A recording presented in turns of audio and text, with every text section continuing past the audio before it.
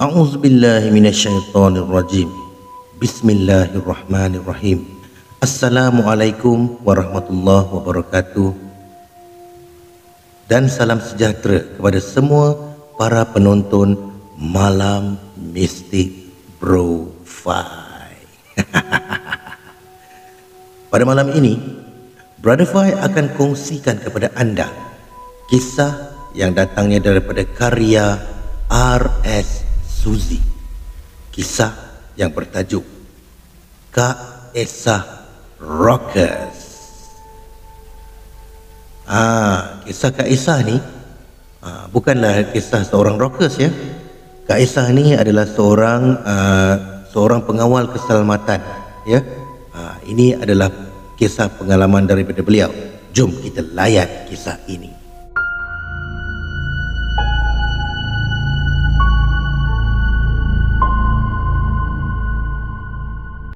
Assalamualaikum semua. Kali ini akak ingin kongsikan sebuah pengalaman seram seorang akak security. Kisah berikut sebenarnya diceritakan oleh kenalan akak. Katanya kisah ni dikongsikan oleh adiknya. Aduh, pening kan? Apapun, biar akak teruskan. Zee, lama benar tak jumpa kau. Dah alang-alang jumpa ni. Mela kita ngeteh kat warung depan tu. Aku terserempak dengan si Ridwan, junior aku semasa di sekolah tingkatan. Setelah bersembang bermacam-macam topik, boleh pula terkeluar topik tentang kisah seram. Dulu masa kenakalan kami di sekolah, kami dan rakan-rakan yang lain memang minat buat eksplorasi ke tempat-tempat yang dikabarkan keras. Perbualan kami pun semakin rancak bab topik seram. Ridwan pun mengongsikan kisah seram dari adiknya mengenai pengalaman menakutkan dari akak security tempatnya bertugas. Adik aku seorang pegawai JPJ di Sarawak. Lokasi dia bertugas, biarlah aku rahsiakan. Adik aku, Rashid, sudah berkhidmat dengan JPJ bertahun lamanya. Tak pastilah jangka masa yang tepat. Selepas lulus temuduga, dia terus dihantar ke Sarawak sehinggalah hari ini. Semenjak dia bujang, bertemu jodoh, kahwin hingga beranak 3, masih di sana. Setiap tahun Rashid keluarga akan balik ke Semenanjung untuk berkumpul dengan keluarga kami yang lain. Waktu itulah Rashid akan ambil peluang berkongsi kisah-kisah seram dari Sarawak. Sebab dia tahu yang abang dia ni salah satu penyampai cerita seram dalam lelaman blog. Siapa tu ya? Assalamualaikum kak. Baru bertugas di sini ya? Kata si Rashid. Adik aku ni menegur seorang security yang baru pertama kali dia nampak di tempat dia bertugas. Waalaikumsalam tuan. Ya tuan, hari ini hari ketiga saya bertugas di sini tuan. Mengelabah kakak security tu apabila dia tegur adik aku.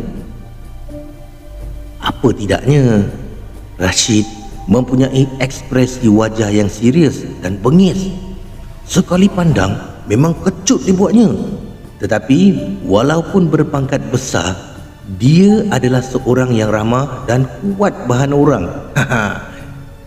Pendek kata, dia ni seorang yang tak pilih kulit.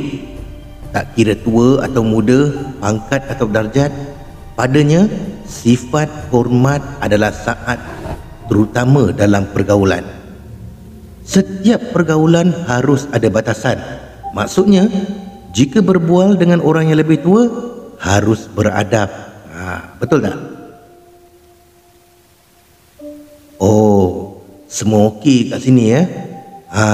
Ni akak dah makan ke belum ni? Kakak security yang ini lain pula perwatakannya. Lebih senang dipanggil Kak Esa Rocker. sebab wataknya lasak, bergaya seperti lelaki, kasar. Kak Esa seorang perokok walaupun umurnya sudah berpangkat nenek. Dia sangat sporting. Belum makan tuan. Kat sini okey sangat tuan, memang best. Oh, ya ke? Alhamdulillah. Semoga kakak kekal bersama kami kat sini ya. Okey kak, saya nak keluar sekejap. Jumpa kejap lagi ya. Kak Esa pun mengangguk. Rashid pun bergerak keluar. Dia membeli sebungkus nasi berlauk dan sepaket kopi panas untuk Kak Esa dan dirinya juga. Jadi Rashid pun kembali ke pos pengawal tadi. Kak, nak kak, ada rezeki kak ni. Jom kita makan sama-sama. Pelawak Rashid sambil menarik bangku plastik dan melabuhkan punggungnya. Alamak tuan, kenapalah susah-susah ni tuan? Segan saya dibuatnya. Saya ada bawa cekodok pisang dari rumah. Tak payahlah nak bertuan-tuan sangat. Panggil je saya Rashid. Tak boleh tuan. Siapalah saya nak panggil tuan dengan nama? Kak, saya ni lahir bukan terus jatuh atas tilam duit. Saya dibesarkan dengan hasil security lah kak. Arwah bapak saya seorang security juga. Kuli je pun kak, sama je kak. Dah, panggil saya Rashid je tau. Kak Esa tersenyum malu dan duduk berdepan Rashid sambil membuka nasi bungkus yang dibeli Rashid tadi. Selesai makan, mereka pun melepak di luar pondok security itu. Kak Esa meminta izin untuk membakar sebatang rokok. Bakar je lah kak, saya tak kisah pun. Teruskan. Si adik aku ni pun boleh buka topik mengenai pengalaman seram. Tiba-tiba je. Kak, Rashid nak tanya ni. Sepanjang akak kerja security ni, pernah tak akak alami pengalaman seram atau benda-benda pelik? Ya Allah, ada tuan. Maaf ya. Ada Rashid. Kak Esa pun pernah bertugas di satu bangunan pejabat lama dekat kawasan ni jugalah. Kat situ kan Rashid. Ya Allah, memang angker lah. Ya ke kak? Menarik ni. Okey kak, cuba cerita. Kak Esa pun memulakan cerita. Kejadian seram yang dialaminya semasa bertugas di sebuah bangunan pejabat lama.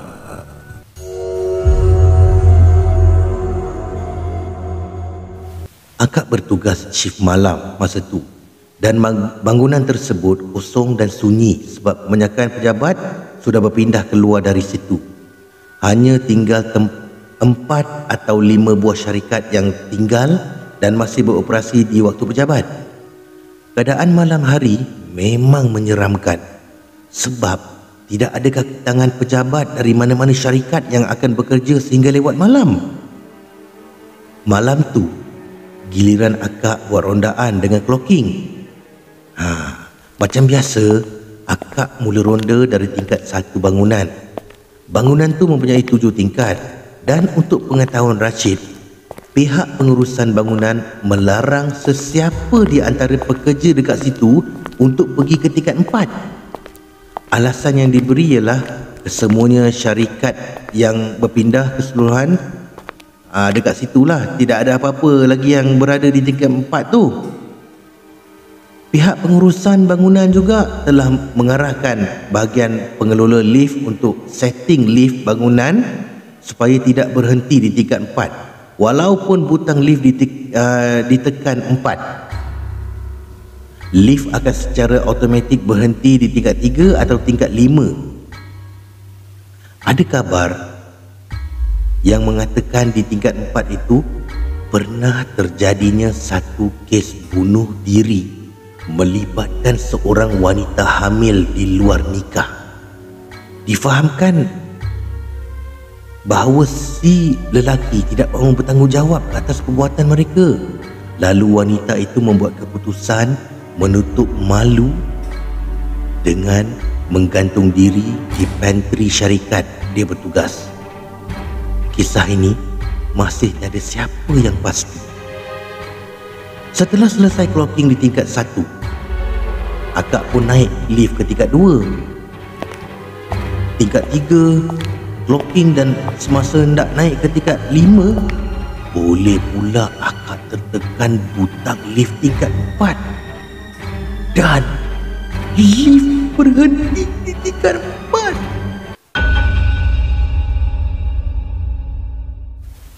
Kemudian pintu lift terbuka. Akak pun menjengakkan kepala keluar pintu lift sikit.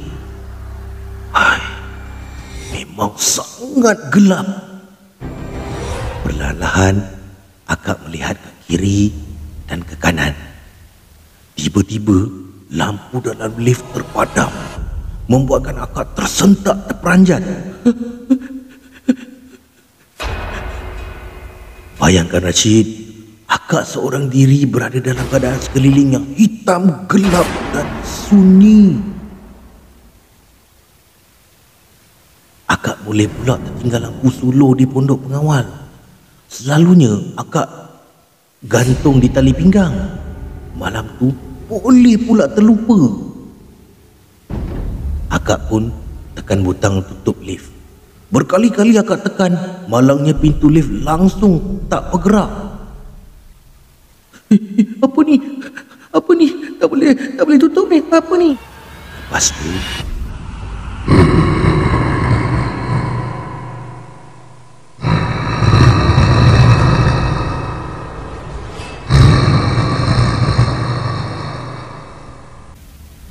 bunyi sayup, suara menderap dari jauh kedengaran, bergema di ruang kosong dan gelap tingkat 4 itu. Apa yang paling menakutkan, suara itu menghampiri lift, mendekati akak. Peluh sejuk melimpah curah seluruh badan. Akak rasa nak terkencing. Lutut pun rasa lembik. Terketar-ketar jari jemari. Akak menyumbat sebatang rokok ke mulut, lalu menghidupkan api. Langsung tidak terfikir bahawa akak sedang berada di kawasan larangan merokok. Ada lebih kurang 10 minit akak tersangkut di tingkat 4 bangunan tu. Lampu lift kembali bernyala dan pintu lift pun tertutup perlahan-lahan. Dengan pantas, akak menekan-nekan butang tingkat 1. Apabila pintu lift terbuka di tingkat 1, akak memecut lari menuju ke pondok pengawal. Rondaan dan clocking akak pada malam tu tak lengkap dan akak abaikan saja kerana ketakutan. Akak tak berani bergerak ke mana-mana walaupun ke tandas malam tu sehingga selepas azan subuh berkumandang. Rashid nak tahu tak apa jadi pagi sebelum akak habis shift? Apa dia kak? Ceritalah. Apa lagi? Akak kena marah dengan penyelia bertugas pagi tu sebab tak habiskan clocking ke tingkat 5, 6 dan 7. Akak pun ceritakan kejadian yang berlaku malam tadi kepada penyelia. Hai Kak Esa, penampilan bukan main rockers, kasar dan nampak ganas. Baru benda tu ajak gurau sikit dah pucat lesi muka tu sampai pagi ke kak? Akak diperli oleh penyelia dan semenjak kejadian menakutkan tu, akak membuat keputusan untuk memohon penukaran lokasi bertugas. Akak memang nampak lasak dan ganas, tapi sifat penakut memang ada dalam jiwa seorang wanita walaupun sedikit pun. Akak mengaku akak memang penakut sikit bab-bab hantu ni. Akhirnya akak pun ditukarkan ke sini untuk pihak pengurusan syarikat security akak bertugas ni lah. Itulah kisah seram yang akak masih teringat sampai sekarang. Seram juga ya kak. Kalau saya yang masa tu dalam situasi akak, entahlah, terus kaku atau duduk dekat sudut lift tu, tutup muka sehingga keajaiban berlaku. Lampu lift menyala dan pintu lift tutup, saya tak hirau dah. Memang saya akan terus pura-pura pengsan lah. Kak Aisyah pun turut tergelak sama. Rashid pun meminta diri untuk pulang. Kak Aisyah mengucapkan terima kasih kepada Rashid dan Kak Aisyah pun sambung tugasnya hingga ke pagi.